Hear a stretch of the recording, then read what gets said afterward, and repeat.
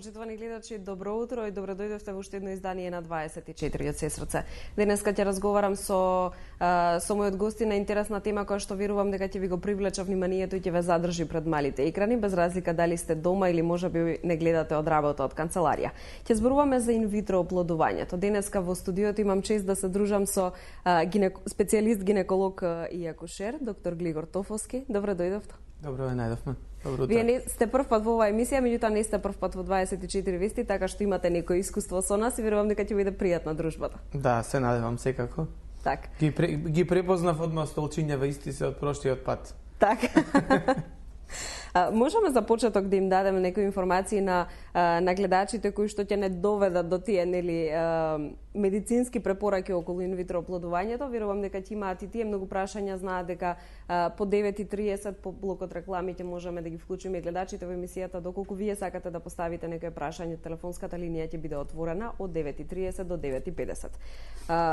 Еве да почнеме од тоа кога и каде започна инвитро оплодувањето, овој третман во Македонија. Да, ја дури можеби пошироко би го да кажам започнал овој наш разговор, затоа што и доста од гледачите не знам дали се запознаени со термините инфертилитет и асистирана репродукција. Така, можеме да ги објасниме. Дека всушност инфертилитет е невозможност на еден пар да оствари бременост која ќе заврши со раѓање на жив здрав плод понатака, односно нивно заедничко потомство. Тоа во зависност од годините на пациентката, значи ние викаме дека ако 2 години неуспешни без заштитени сексуални односи, значи не може да остварат концепција, односно бременост да истераат до крај, дека се работи за инфертилитет. Меѓутоа, затоа што жените во поново време се покасно, да кажам, во повозрасни години, преку 30-35 години почнуваат дури тогаш да размислуваат за потомство, таа дефиниција е малце променета и се сугерира ако веќе после 6 месеци не успеа да остварат бременост, да се обратат на гинеколог кој што се занимава со таа проблематика и да се испитаат сите, значи оние стартни пречки кои што можат да бидат и кај едниот, кај другиот партнер, а понекогаш и кај двата партнери. Од прилike по 1/3 од причините се, значи како женски фактор го викаме ние, некакви се причини кај жената, дали се тоа прекини во, значи обструкција во каналите, во тубите, значи невозможност да се сретнат сперматозоидите и јајната клетка, дали се тоа некои инфекции кои што постојат, дали се тоа некои аномалии на матката, на утерусот, значи или други некакви си пречки, поврзани можеби со хормонските влијанија, со тироидната жлезда, со некакви други хормонски влијанија, со полицистични јајници што во последно време се многу актуелни.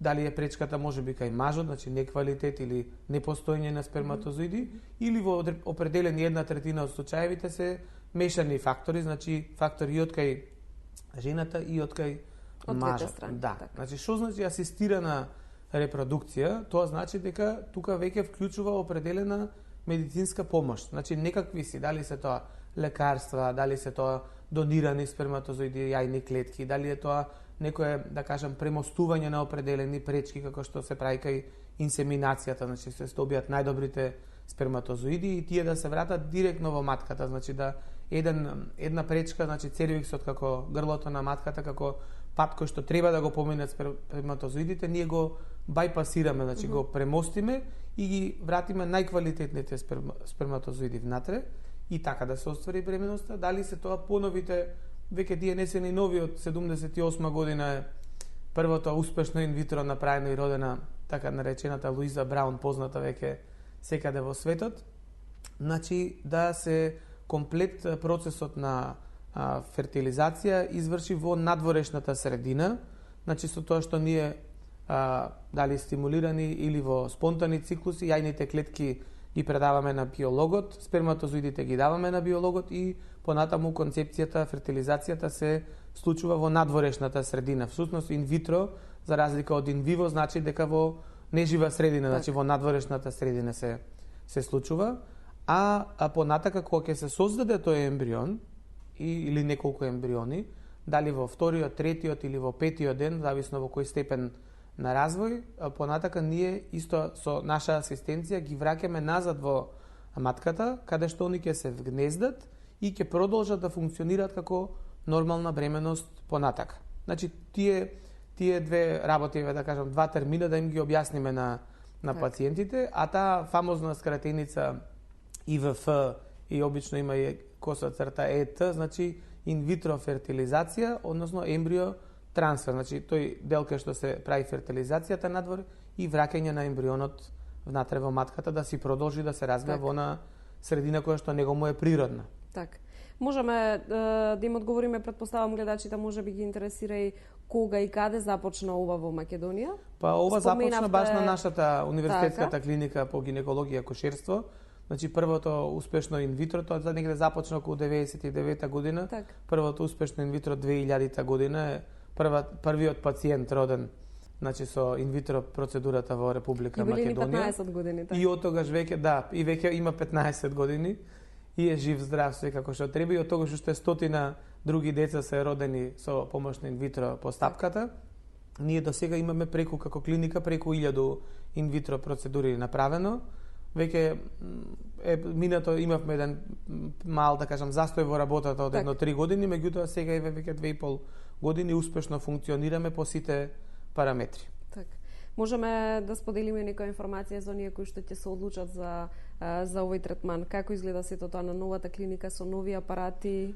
Па ние моментално со апаратура и со простор сме одлично опремени. Секогаш има простор за подобрување, меѓутоа сега имаме една од најновите, да кажам, згради во здравствените установи во Македонија и со тоа просторот кој што го добивме како одел е многу зголемен. При тоа успеавме преку проектите за нови апарати во лабораториите да добиеме и нови апарати во самата лабораторија за инвитро, кои што вклучуваат и оној дел кој што сега, да кажам, допрва ќе го профункционираме за замрзнување на јајни клетки и ембриони, кои што би можели и во други циклуси понатака да се употребуваат. Во однос на екипираност имаме кадар кој што си ја знае работата, ја работи долги години, вклучувајќи ги тука и биолозите и лекарите гинеколози и сестрите кои што се на оделот кај нас, така да во тој аспект функционираме, меѓутоа согласно зголемувањето на обемот на работата ќе мора да се доекипираме и со нови луѓе да поминеме сите. Имате млади и поискусни. Така е да поминеме и ние можда на доедукација и младите да поминат на едукација дополнителна, пошто како што и вие знаете, пошто разговарате со лекарите, имаше скоро баш вика на сега се модерни овие нели социјални мрежи, Facebook, Twitter, Miter, се вика на Facebook, вика докторите, вика се оние кои што и дел од своето слободно време, тоа free time, го користат не само за да уживаат во друштво со фамилијата и со пријателите, него и во работното време да се надоградуваат, баш користејќи ги тие најнови сознанија и читајќи најнова литература. Нашите сознанија некаде од прилике има дека на 30 до 50 години се оно што медицината во определена гранка го мислела дека е успешно или добра процедура, добар дел од тоа веќе не важи. Значи медицината е жива материја, луѓето се жива материја, сите имаат свој различен потенцијал за развој, за функционирање на организмот, како што и на пример лекарствата не делуваат исто кај сите луѓе. Еве нашите лекарства кои што ги употребуваме за инвитро фертилизација, гонадотропините, на пример тие во определени ситуации имаат екстремно јак одговор кај определени пациентки, зависно од функционирањето на јајниците, кај други пациентки едва ќе добиеме по некоја јајна клетка. Тоа е многу често поврзано со возраста на пациентката, меѓутоа поврзано и со друг тип на фактори кои што може да влијаат. Така да во тој аспект да кажеме потенцијалот на нашата инвитро лабораторија и на нашето оделение е многу голем и се надевам дека во наредниве години еве со донесувањето на новите стратешки планови на клиниката понатака ќе се доразвијат. Така. Можеме да ги информираме гледачите околу подготовката за инвитро програмот, што е она што треба да го поминат, како изгледа целата таа процедура? Па прво јас да кажам дека е многу добро што државата, односно Фондот за здравствено осигурување се реши да им обезбеди. Тоа исто така нешто што би ги интересирало гледачите. Да, се реши пред неколку години да им обезбеди на оние пациенти кои што не можат да остварат концепција, значи бременост по природен пат, да им ја понуди услугата инвитро, така наречено државно инвитро, во 3 обиди, значи кое што е само во со партиципација од 6000 денари на кој што ги плаќа пациентот на клиниката, сите други трошоци паѓаат на трошок на Фондот за здравствено осигурување, барем во нашата институција, приватните наплатуваат и некои екстра трошоци. Така. Меѓутоа кај нас тоа кошта само 6000 денари.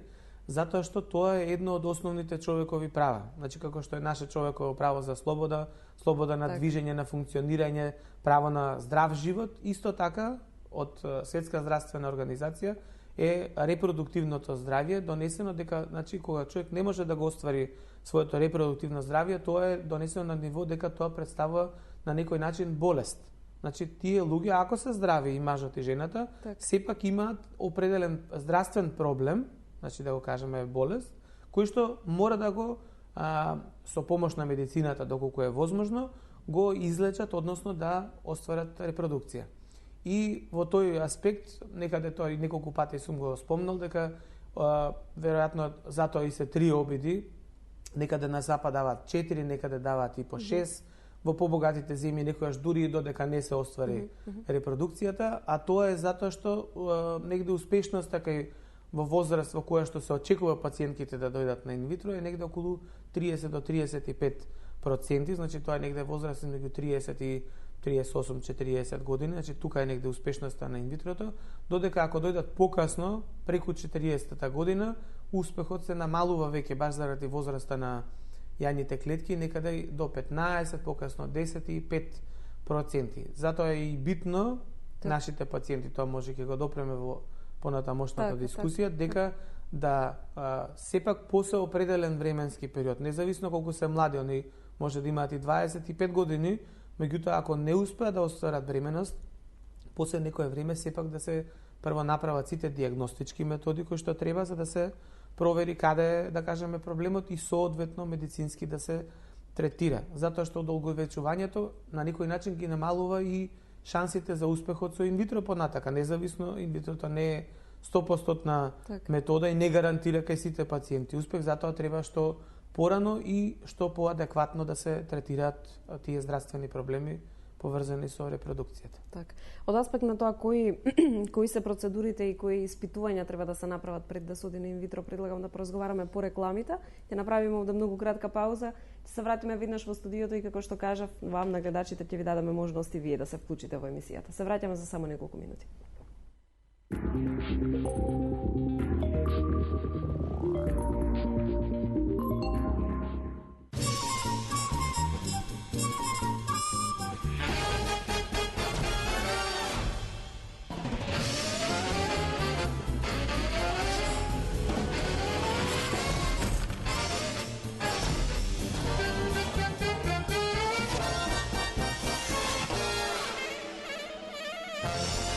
Блокмакс ефикасен при различни типови болка.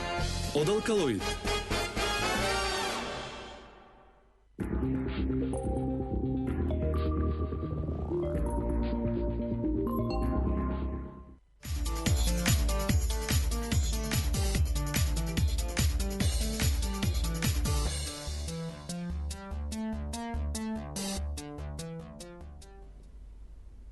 Инвитро оплодувањето е тема на разговор денеска во ова издание на 24 од Сесрце. Доколку не следите од самиот почеток, веќе добро знаете како го почнавме разговорот. Знаете дека разговарам со доктор Глигор Тофовски од гинеколог и акушер од клиниката.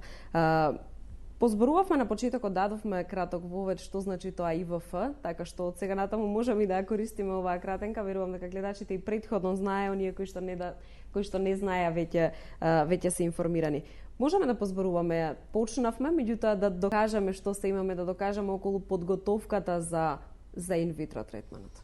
Да, значи тука има два аспекта, да кажеме, има техничка подготовка. Така. Тоа се оние параметри кои што ги бара Фондот за здравствено осигурување, за да еден пациент биде, да кажеме, eligible, значи соодветен за да таа процедура ја добие на сметка на фондот, а првенствено можеби е побитно да пациентите всушност тие се многу слични меѓу себе, меѓутоа може да се и различни, да во определени ситуации тие сите процедури не се потребни доколку ние ја установиме која е пречката, односно кој е проблемот кој што треба да се надмине.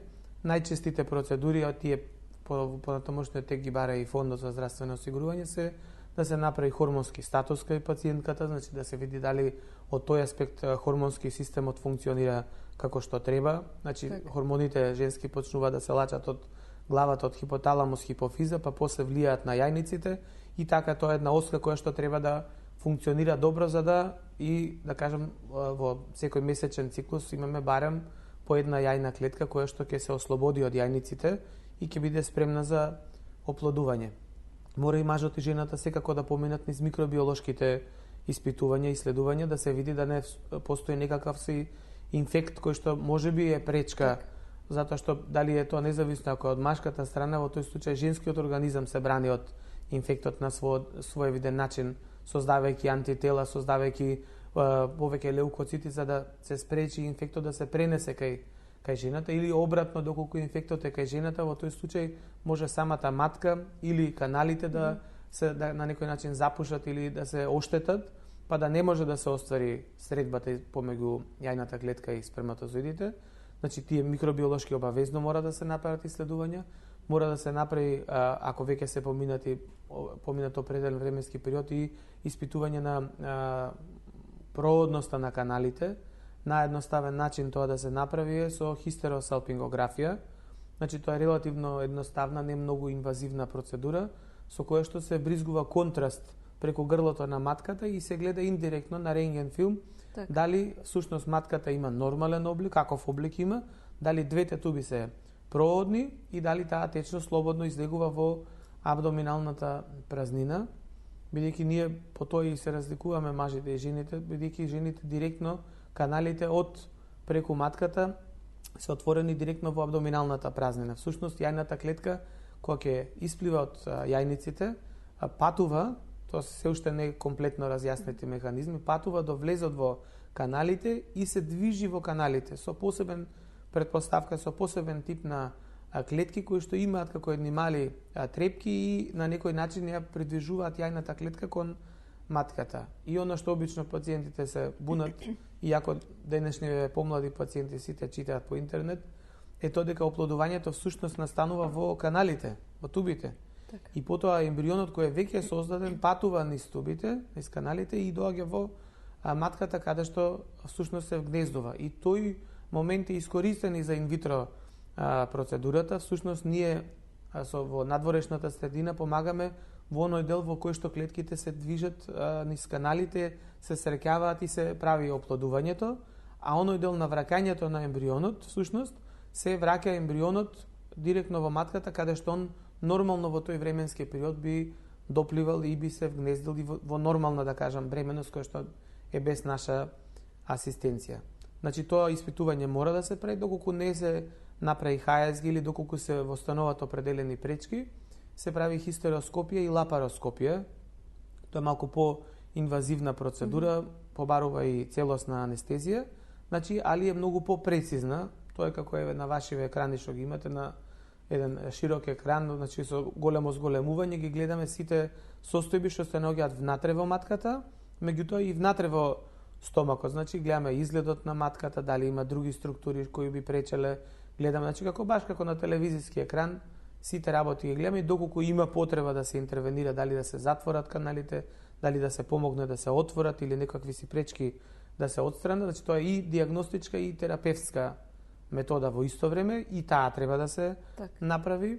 Еден од, да кажам, поновите изуми што сега е конкретно во барањата на фондот многу често се спомнува и тоа 3D, 4D ултразвук и тоа многу често вака збунувачки е за пациентите, сакам 3D, сакам 4D, она всушност се работи за апарати кои што се по-софистицирани и кои што можат да дадат тродимензионална структура на нештата кои што се гледаат со ултразвук. Значи тоа се е со помош на компјутерска технологија овозможено и со помош на таа технологија можат определени структури да се визуализираат во целост, за разлика од она која што е 2D како рентген филм, значи чисто немате онаа трета димензија, гледате дали има или нема нешто, овде може веќе да се добијат услови да се види целата структура на матката од внатре, да се видат надворешните ѕидови на матката. И таа процедура обично е често вклучена во и би требало секако да се направи. Ово однос на мажот, се микробиологијата обавезно мора да се направи како една третина од причините и во машкиот фактор да се направи спермограм. Значи тоа значи испитување, тоа се прави во нашата андролошка инвитро лабораторија, испитување на составот, значи на бројот на сперматозоидите, на нивната подвижност и на нивниот изглед, бидејќи во сите три параметри може да има отстапки, кои што дел можат со терапија да се подобрат, дали хируршка, дали со пиење на лекарства, тука имаме соработка и со уролозите, или ако не можат, во тој случај тие пациенти не треба да го губат времето, него баш треба што побрзо да се преиде кон овие методи за асистирана репродукција. Кога сите овие параметри ние ќе ги разгледаме и ќе ги видиме, значи тоа е една стартна, да кажеме, анализа, меѓутоа и потребна заради понатамошните процедури што треба да се направат, тие пациенти, докторот, значи кој што се занимава со проблематиката, одлучува од која метода ќе се почне.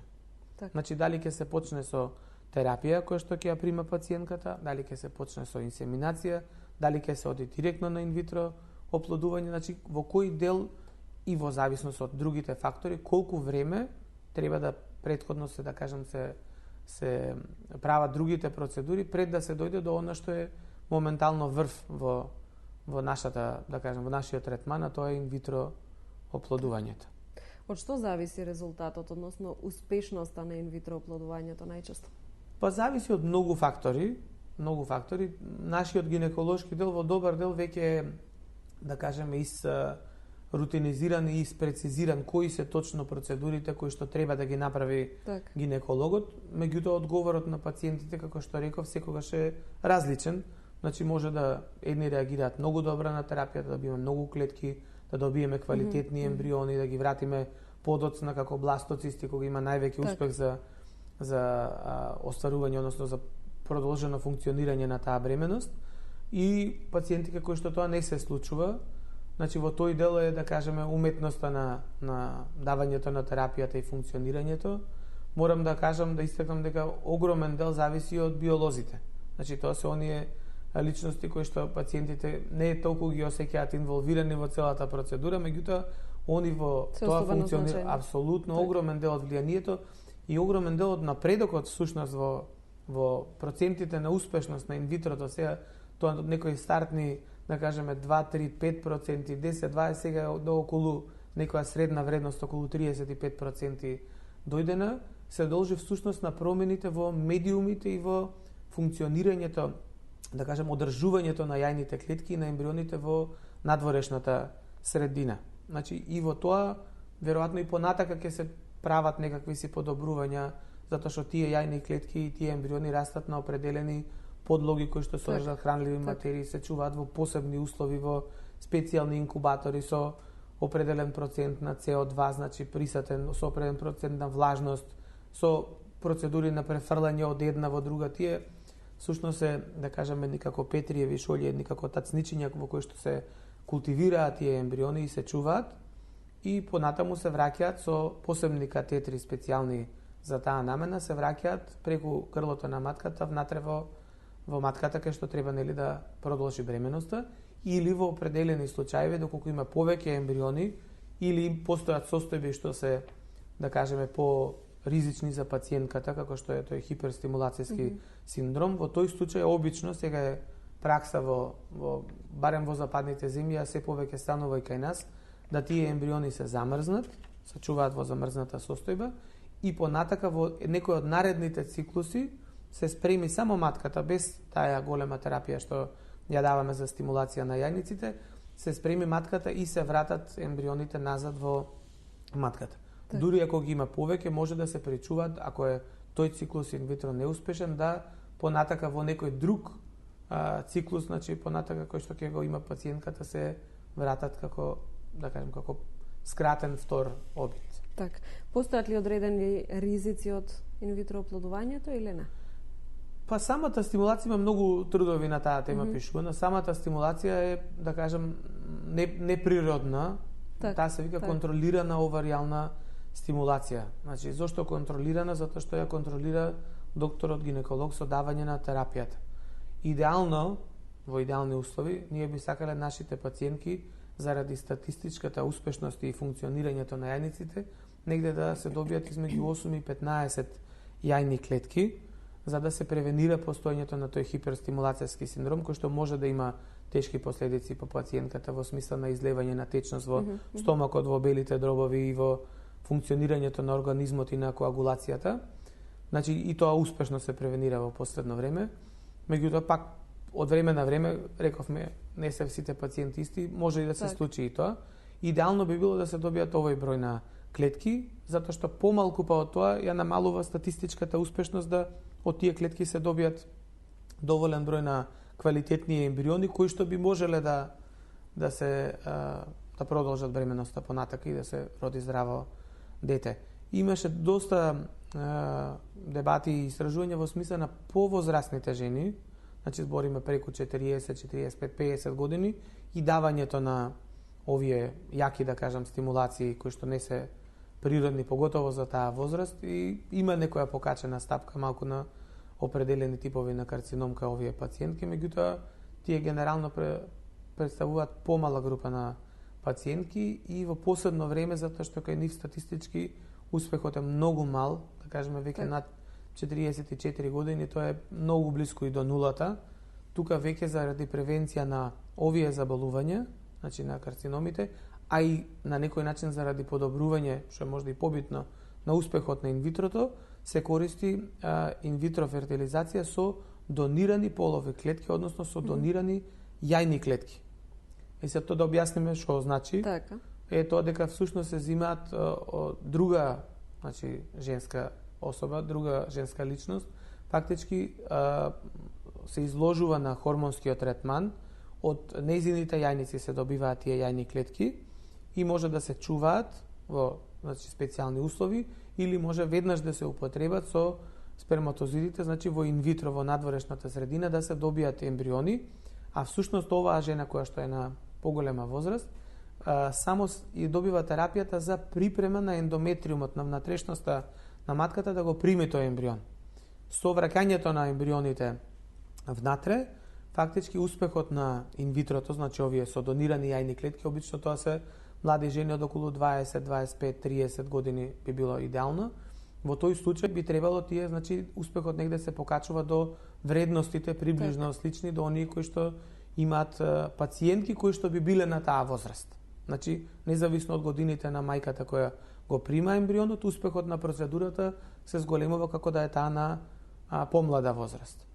Сега тука би требало да се спомне дека има определени случаи и кај нас тоа е законски регулирано, дека има определени случаи во кои што мајката не може да ја износи бременоста од разни причини, дали е тоа недооформеност на матката, дали се тоа некои состојби што довеле да зидовите на матката се слепат, па не може да се развие плодот или други некои состојби кај мајката. Во тој случај постои можност и за сурогат мајчинство, а тоа подразбира исто има две можности. Едната е да мајката, значи биолошка, ги даде јајните клетки и таткото сперматозидите, а тој ембрион да се вгнезди со претходна терапија кај друга, значи пациентка, кај друга личност, таа да го фактички ја износи бременоста и детето што ќе го роди го даде кај неговите биолошки родители, или доколку се работи за мајка која што има предвременна менопауза и други причини заради кои што не може да го роди тоа дете, да всушност и јајните клетки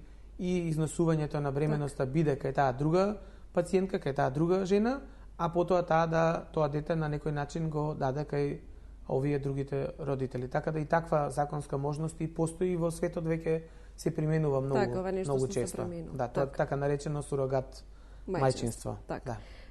На самиот крај морам да ве прашам и би сакале да им дадете една препорака, претпоставувам, на оние кои што се во брак, меѓутоа немаат потомства, немаат деца, кога да почнат и како да почнат да се позанимаваат со неплодноста?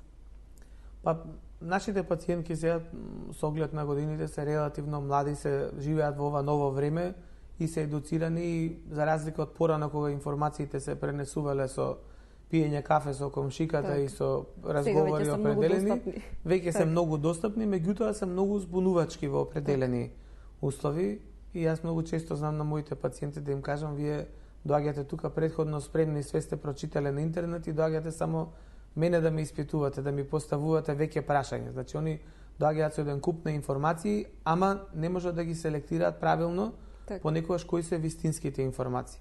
Значи, доколку они видат, прво многу е битно да сите мислиме дека може да оствариме бременост. Значи, самото оптеретување кај определени пациентки, ние имаме две пациентки, например, се што се бремени, кои што не останаа бремени со инвитро процедурата.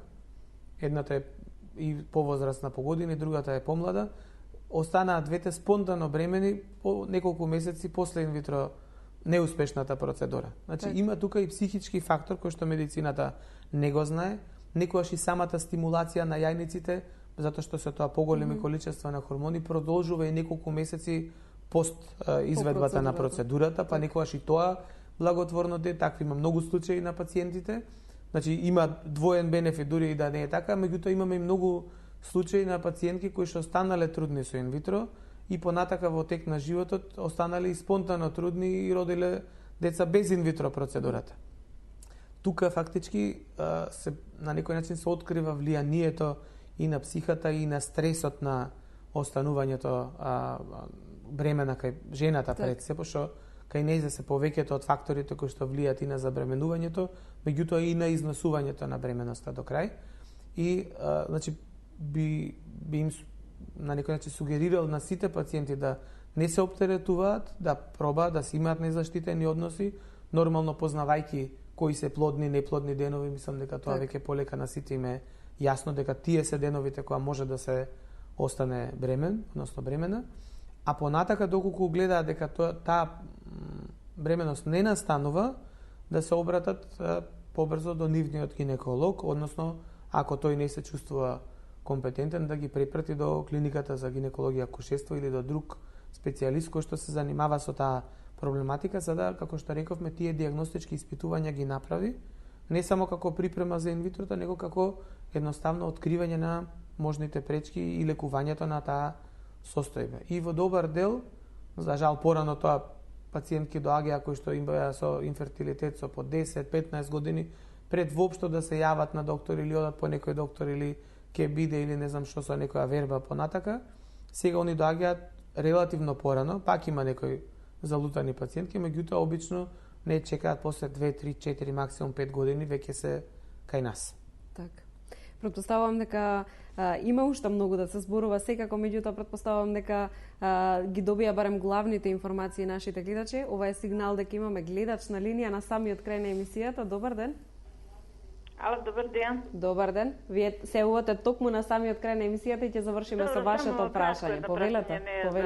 За доктора да го прашам. Полицистични јајници ќерка ми има дали можност да се лечи тоа или како нешто да ме објасни?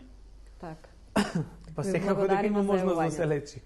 Вие не би се јавиле тука да не постои можност да се лечи, значи тоа е веќе тема што допира оваа нашава која што ја зборуваме, меѓутоа е поразлична, значи има неколку третмани, ние ги викаме тие прва, втора, трета линија на третман на полицистичните јајници. Овие пациентки обично може да се да кажем препознаат и по својата физичка структура, меѓутоа многу често имаат нередовни менструации, некои дури немаат ни воопшто менструации без примање на определена терапија, значи хормонска, меѓутоа најдобро би било пациентката да се јави кај својот гинеколог или да ја пратат кај нас да видиме во однос на годините и во однос на тоа кои се желбите за бременост, бидејќи еден е третманот кај овие пациентки доколку не сакаат да остварат бременост, значи се не мажени и уште не се во таа фаза, а би требало да се третираат, и друг е третманот доколку сакаат да се проба на неколку нивоа, прво со определени секогаш оди со лекарства, а доколку не во определени ситуации со употреба на хормонски, значи ампули или со хируршка интервенција. Така. За жал, времето за емисијата овде истекува. Оние кои што немаа можност да се јават денеска и да постават прашање и да им најавиме дека ќе се видиме, ние ќе се дружиме во следна прилика кога повторно ќе дадеме можност да добијат информации на интересна тема од областта на гинекологијата и акушерството и секако да поставите вие гледачите прашања. Докторе, ви благодарам за овој разговор. Благодарам и јас.